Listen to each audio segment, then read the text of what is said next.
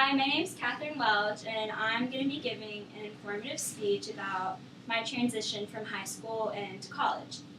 Um, it was definitely one of the most nerve-wracking, eye-opening, scary experiences of my life.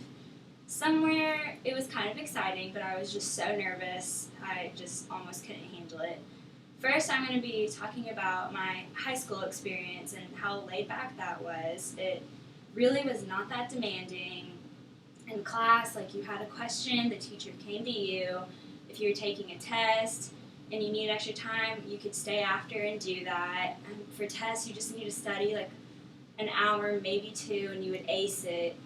It was really, really not that bad. I mean, the best part about it, extracurricular activities, I was involved in cheerleading. That was great for Friday night football. It was just the whole social life was great. Mornings, you needed to wake up. Your mom would wake you up, nicely, get you out of bed, make your breakfast, do your laundry, do the grocery shopping, just normal everyday things that every kid has grown up with, and you can kind of take that for granted. However, whenever I moved into my freshman year of college, I was completely just awakened by all the realities of life. I mean, I knew it was going to be bad. I was so scared, so nervous going into college. All my friends were really excited for their newfound independence, and they could do whatever they wanted, and it was going to be so great. But I could not handle it. I got to college, and you have to set an alarm, wake yourself up in the morning, get yourself to class on time. Most of which you have to walk to class. By the time you get there, you're kind of hot and sweaty. Then you have to sit through class. You have to do all the grocery shopping on your own, cook the dinner yourself, do your own laundry, keep the house, apartment, dorm, whatever you live in, you have to keep that clean. Everything, it's just, you are definitely independent and on your own. But all my friends, a lot of them, they're having just a great social life, getting to know all these new people, and I am just still so bogged down with being stressed out. I miss home, I'm so homesick. I hate having to be this independent. It's really just getting me down, and I'm just constantly nervous and worrying about. Sometimes there's not even a reason for it, and homework tasks. I'm constantly studying, doing homework, only taking breaks to just eat and sleep. Not really getting to make new friends and talk to people and have a social life. Went home just almost every weekend, and I could not figure out what was wrong. And then I had talked to my mom, and she had talked to my aunt, and found that my younger cousin was having some of the same problems going into her freshman year of high school.